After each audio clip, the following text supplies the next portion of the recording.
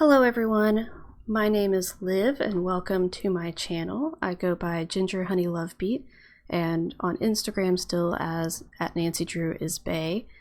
It's great to have you here. Thank you for tuning into my content. Today I have actually an uploaded video I'm posting as opposed to a live stream. That is a little project I've been working on for a little while. I had this idea a little while back and realized when playing Sea of Darkness, it feels very repetitive when it comes to the puzzles. While there are a lot of unique differences and just in general puzzles that do feel in a lot of ways very unique within the Nancy Drew universe, they also have this thread that's going throughout them that is tying them together and makes them still feel very repetitive even though they are so unique. And I thought about it and was looking at them and realized what I believe that thread is. And that thread is this idea of Sudoku. Now, you are free to take issue with my definition of this or my conclusion, but basically my interpretation of puzzles emanating the vibe of Sudoku is that they have this concept that you are supposed to, maybe have certain rules for how you place things in a grid or a grid-like expanse. And you have these very particular rules for placing things in a way that either involves one of a kind or math or something that to me gives that vibe of Sudoku. And like I said, you are more than welcome to disagree with my conclusion here or with that definition of Sudoku and say, Liv, that's not what Sudoku is. That is far too broad a definition. Sudoku is truly just having one number in the column or row within that segment. And I will grant you that is a more precise definition of Sudoku. However, I will also say, if we use a more strict definition of Sudoku, there are still several puzzles that fit pretty well into that definition of Sudoku, where they are involving those tactics. And one puzzle that actually is truly Sudoku, but doing something very different and unique, and I will get to that towards the end of this video, that I feel like that puzzle is absolutely fantastic. It's very clever, very unique. But because of the puzzles coming before it, I feel like it lost that special touch that it should have had, because those puzzles before it had that vibe of Sudoku. And so because we already did Sudoku puzzles, or that's how it felt throughout the game leading up to that puzzle, by the time we got to that final Sudoku puzzle that was truly a unique Sudoku puzzle, we were tired of doing Sudoku. And it lost its special touch, and it didn't have that presence I feel like it should have had as a really unique, clever puzzle. And so in this video I will be looking at the different puzzles that we have throughout this game, specifically those that I feel fall into this category as Sudoku aesthetic. And so without further ado, let's hop into this analysis of these puzzles. The cooking puzzle in Sea of Darkness is one that I feel has a lot of mixed feelings surrounding it within the fandom. I think there's a lot of people who really like it, and there's a lot of people who absolutely hate it. A lot of people who really don't understand how it works as well. And I was definitely in that camp when the game first came out, when I first played it. First couple playthroughs or so, for none of those did I understand how it actually worked. And here's the thing, when I looked at it and discovered it's just Sudoku, it all started to finally make sense. So I recognize that it's not, a straightforward Sudoku puzzle, but again, it functions with those rules that Sudoku embodies. And so you have, your rows that you have to put the specific items within those rows, but then instead of just columns, they've done it where it's condensed, and so it's a diagonal or a zigzag shape instead of a straightforward column system. And so it's segmented in this way so that you give your readouts for columns going across, and then within the color-coded sections on that Z-shaped pattern instead of a top to bottom column. And so it is very unique in that sense that I feel like this is the first puzzle in Nancy Drew that we've seen have this mechanic to it. It's kind of hard to explain, but I think it is a very unique puzzle, and I love trying to solve them and figure out how to place everything to give the exact right readouts that you need. And so I thoroughly enjoy it now that I've learned how to understand it. But at first I can absolutely see how it's intimidating, and I think it's because it uses those rules of Sudoku, but it does so in a way that is innovative and not something you would come up with on your own without really experiencing how it's working. Another way of calling this one would be to say Sudoku, but cooking. So the captain's desk puzzle that we have to solve in order to get into this desk, where we have a panel, which in this case I think, this really does look like a Sudoku puzzle. And again, it's not necessarily you have to have one in each column or row, but there are very specific rules that you have to figure out and follow, and you have to place the numbers, and in this case also colors, based on those rules that you discover. So it's kind of Sudoku, but with new rules you have to learn, but it still gives that vibe of Sudoku, and I'm going to count it as one of the Sudoku puzzles within the game. So here's a puzzle that I feel maybe this could be very controversial, but I don't even know how you would call this puzzle, but the puzzle where you have to give the readout of the correct words, the sailing terms and ship terminology that you have to give as readouts going either down in columns or sideways in rows. Again, I feel like this has that vibe of Sudoku. It's not using the number system, but it is doing something here where we again have these specific rules that we have to follow, and you have to completely fill up each row and each column with all either red or blue filled in boxes. And so everything is being used up and you're getting these readouts. And so I feel like it embodies some of that vibe of Sudoku, that you're going through a grid solving this puzzle with these specific parameters that you have to follow, and you can only use each letter once within a column or row, and so everything is being used once. And I feel like it catches on to some of those things with Sudoku. But again, even if you want to disregard that, there's other puzzles within this game that this is similar to. It's using rows and columns and reading out on different directions like the cooking puzzle does. And so there are some similarities with other puzzles, as well as having this Sudoku aesthetic. So Sudoku, but it's a word search. Okay, repairing the heater. This one actually might be the most controversial in this list I'm compiling, because I can see why people would argue this doesn't feel that much like Sudoku. But to me, this puzzle, again, it's a grid with numbers, and you can only use numbers within each particular space once.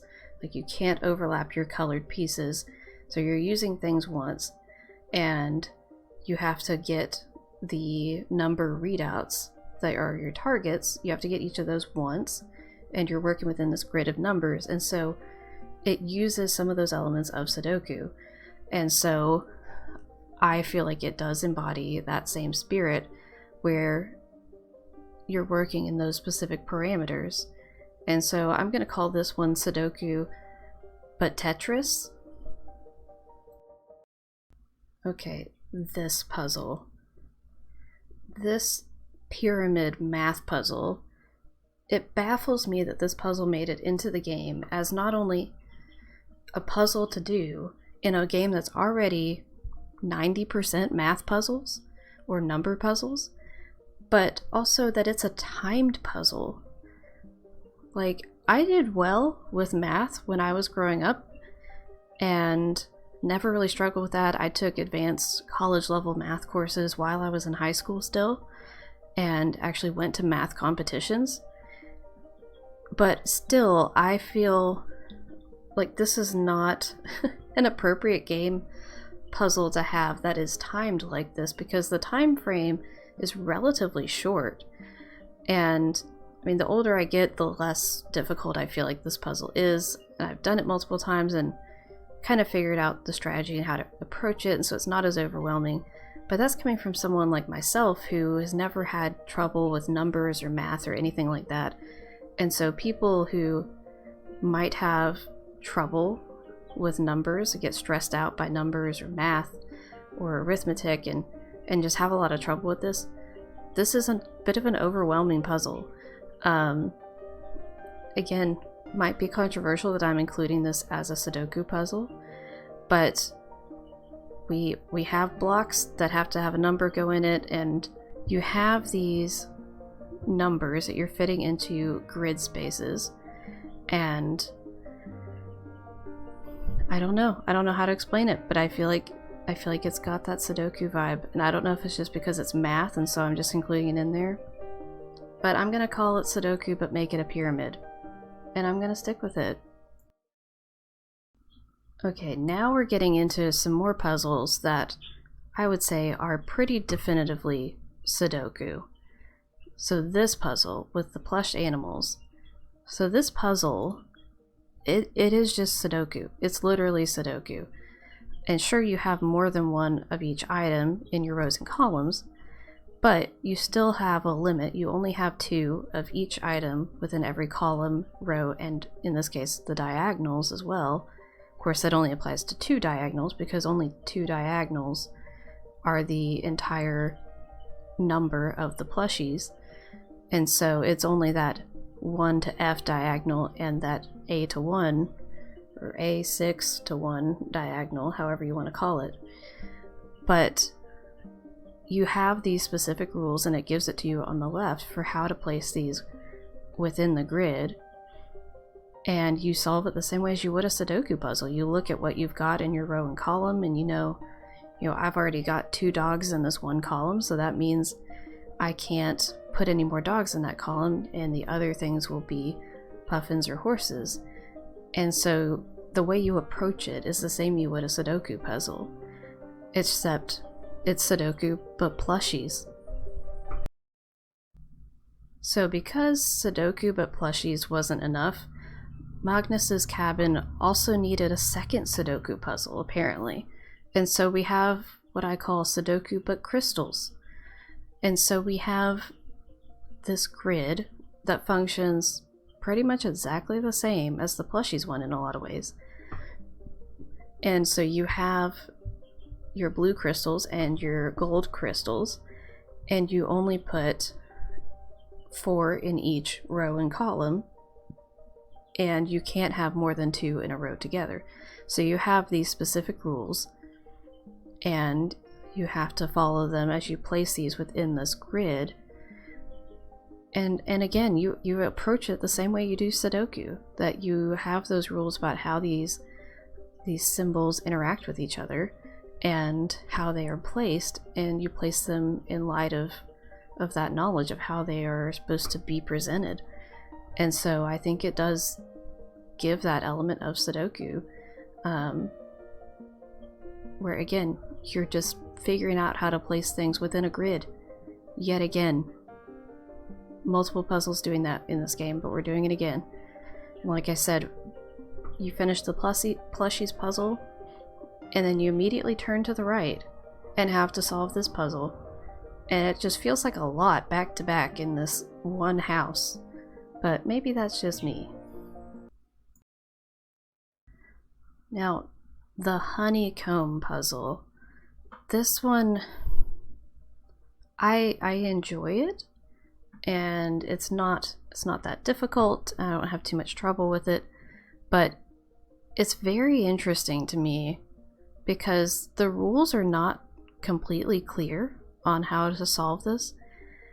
I mean, I I was very confused when I first played this game because I didn't know what rules there were in regards to the pieces that are already filled in, that are nailed down on the board and you can't change them. You know, like how many of those pieces can be in my section. At first I thought they somehow had to all be separate, and I didn't understand how to make that work. And so I got very overwhelmed when I was younger trying to solve this puzzle because I thought the rules were far stricter and more complex than they really are. And so I do think that is a bit problematic, but again, we have basically a grid and we have to follow these particular rules for how to lay things out within this grid. Again, it's not numbers. I can see the argument why you would say this isn't Sudoku, but it's another grid where we have rules to follow on how to lay things out, and you have certain things that can't touch each other. I'm calling it Sudoku. Sudoku, but it's honeycomb. So the Venn diagram puzzle, maybe this is the one that shouldn't be my honorable mention, and I should just call this one Sudoku. But this one's not as much a grid, and so it's a lot more amorphous, but you have 9 numbers. And you have to put one of each of those numbers in the openings within the Venn diagram in order to add up to the amounts that are in the overlapping portions. And so, again, you have numbers, and you can only use them once, and you have to place them within your puzzle space in a very specific way. And again, it feels like more Sudoku, replacing numbers and doing math again. And I don't understand how people who can't handle math even get through this game, because 90% of the puzzles involve math. And I just don't understand it. But for now, I'm calling this one Sudoku, but make it a Venn diagram. So the circles, diamonds, and squares puzzle that's in the box down in the hold that you have to solve, this one is, again, pretty straightforward. This is Sudoku. We have a grid. How many times will I say we have a grid in this video? It's beyond impressive. This puzzle has gotten easier the longer the more times I've played this game. It's easier than it used to be, but it definitely feels like there's not a lot of information the game is giving you on how do you actually solve this puzzle. And I don't know if there's multiple right answers, but it is what it is, and what it is Sudoku. We have shapes. We can say those are in the place of numbers, and you place one in each column and row. Again, how many times am I going to say that in this video? But you're placing one in each of the columns and rows, and you do that until you have it filled up. And what do you know? It's Sudoku. It's just Sudoku all over again. So, Sudoku, but it's discs. I don't even know what to call this one. Now we are finally at the last puzzle game. The last puzzle that is truly Sudoku and was clearly meant to be Sudoku. And this is the last one of those puzzles that you experience in this game, or at least that I did when I did my playthrough. This was the last one of these type of puzzles that I encountered. And I think doing Sudoku where you make it into triangles instead of grids, and having the circular shape, have it where the columns, the diagonals, I don't know what you want to call them, but where your diagonal lines that all connect and all have to only have one of each number within them even go across the opening. And I think it's very complex and unique, and I've never seen another puzzle quite like this one. And I think it's got some very unique, interesting challenges because of that. However, again, this puzzle takes some time in doing for me, who's not typically had trouble with numbers. And I think part of it is because it's visually kind of difficult to look at. It's hard to keep up with which things are in a diagonal together, and because you can have, like number 1 in this filled in triangle is taking out the rest of that diagonal line going upwards, but it's also taking out the horizontal line going to the right. And so you end up where you have a hexagon where all but that 9 are blocked out as they can't be 1s by that one number 1 that's in the top of that triangle. And so it's very interesting the ways in which things are interacting in the sections that they block off and affect, and I think it's really clever and it's an amazing puzzle. But here's the problem.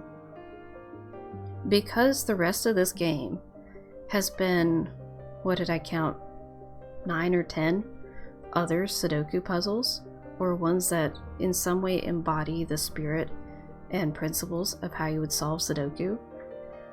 It feels like we've done Sudoku a bunch, and then we get to this point in the game, and it's like now we have to solve an even more confusing, complicated version of Sudoku, which if you love math, that's probably so exciting. Like if you love working with numbers and doing number puzzles like this, you probably just got so excited when you encountered this puzzle. But if you're someone who doesn't like math, who has trouble with numbers, has trouble looking at numbers, doing any sort of number related puzzles, has trouble with Sudoku, you probably got to this point in the game and just shut down and had no idea how you were going to tackle this puzzle, because it's very overwhelming to look at and to try to figure out how does this even work. And again, there's some of the ways of understanding how to do it that the game's not really explaining it very well to you. And like, I do like that there's kind of this little explanation down in the notes section that pops up for each puzzle in this game, but sometimes it's not really quite enough to teach you how to understand the puzzle, if that makes any sense. Like, it tells us it has the same rules as Sudoku, but trying to kind of understand the diagonal paths and how all of that interplays, and the fact that we have these weird sections where, you know, the line isn't just a line that has 1 through 9, it might be 1 through 8 and then 9 is hanging off the edge somewhere, or something similar to that. And so there's some parts that are a bit weird because not every line has enough spaces to have 1 through 9 represented into it, so you can't necessarily just completely use that to help you solve the puzzle, because it's not always going to have every single number in that section.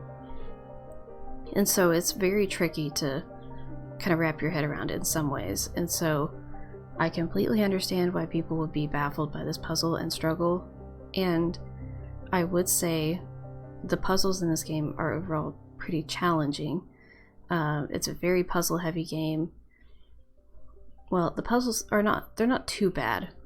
I think the puzzles are certainly doable, but again, a lot of the puzzles have to do with the same principles.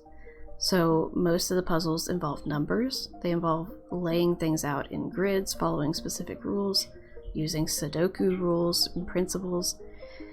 And so there's also all these puzzles that I'm not referencing in this video because they're not really Sudoku, but they are just straight up math puzzles or ordering numbers. And so there are a lot of puzzles that involve numbers in this game. They're just everywhere.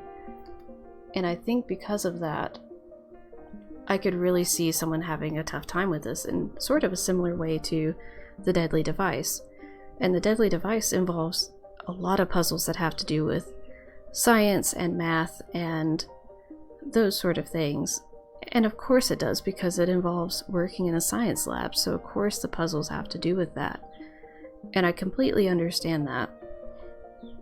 Though I don't really so much have an explanation for the types of puzzles presented in this game and why so many of them follow this theme.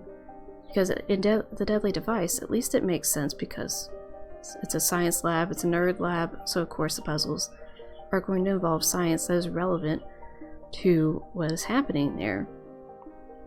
Similarly, the puzzles at the end of The Haunting of Castle Malloy, I won't be too specific, but there's a lot of puzzles involving similar things at the end game portion of The Haunting of Castle Malloy, and again, it's because of the space it's in, it makes sense.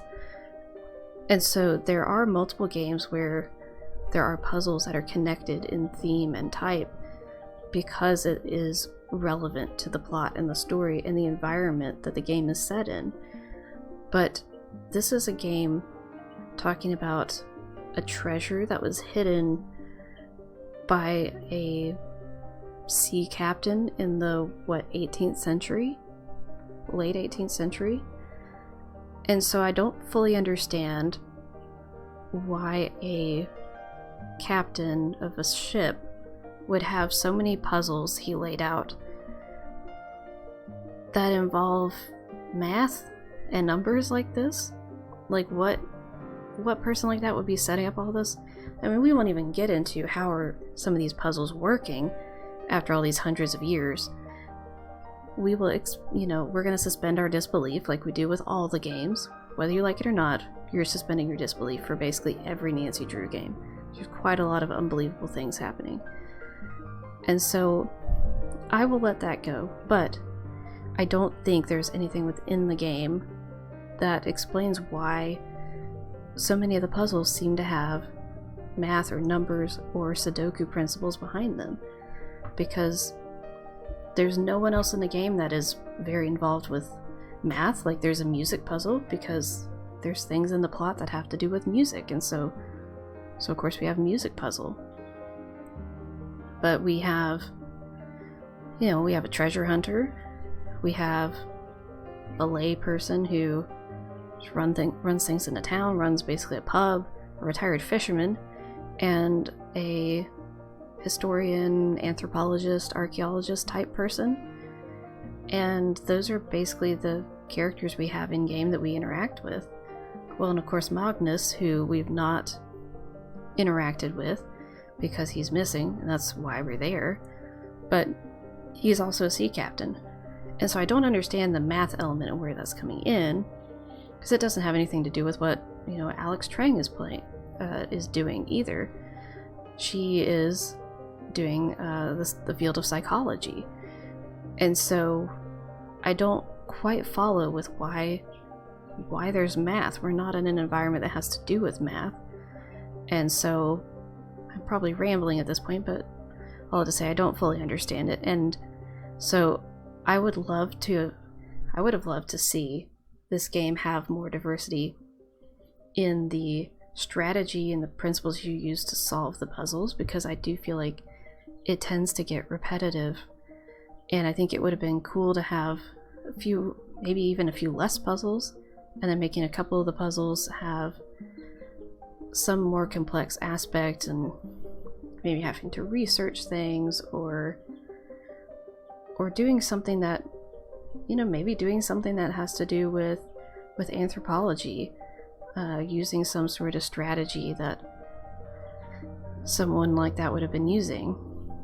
And there's some puzzles that I think do really well with this idea of being unique in a way that makes sense, like fixing the boat motor. I thought that some of the stuff for triggering it and the information you need to get to solve it is a bit confusing and illogical, but I do think it was interesting incorporating learning the Icelandic language, but also having some guides that you look at to tell you how to put the motor back together, how to get it to work. And so I think that makes it a very interesting puzzle, that it's unique and it makes sense, and it's kind of cool. And it's like, of course, we're fixing a boat motor in a game that has multiple characters who are sailors. Again, that makes sense. The puzzle where you're labeling the parts of a sail, it makes sense because sailors, and it's in a museum about sailing and the history of basically a small fishing town. And so there are a number of things like that do just make sense. But I would have liked to see this game not be so heavy into the math, because I know there's so many people out there who struggle with that, and you always hate for some of the games to be so heavy-handed into one direction and one type of puzzle that there's groups of people that just won't play it and say they don't like it because it just goes so hard into that. And I think people are very intensely that way about the Deadly Device, and I don't know if I feel like it's too heavy-handed with the science stuff. Maybe a little bit, but I feel like the game has redeeming qualities, and if you have not played The Deadly Device or haven't played it in a long time, I would highly suggest you give it a try. It's definitely up in the top of my favorite games, maybe top 10, not quite sure, but it's definitely up there.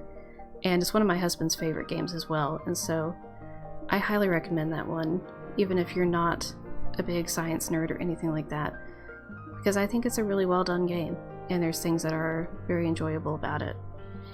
And so I hope this video doesn't scare you about Sea of Darkness. I will say that I hope, even though it has all the math and the numbers and the Sudoku and all of this, maybe you won't be able to unsee the Sudoku element, but I hope that if you haven't played it, I hope you still give it a shot and try it out and can enjoy the game, even though it's so heavy-handed in that, because it is quite a pretty game and has some really great elements to it. And so I hope you'll give it a try, hope you enjoy the game, and hope you enjoyed this video.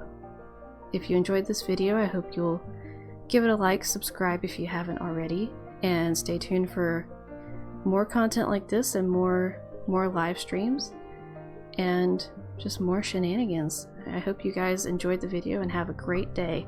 See you later, and happy chaos.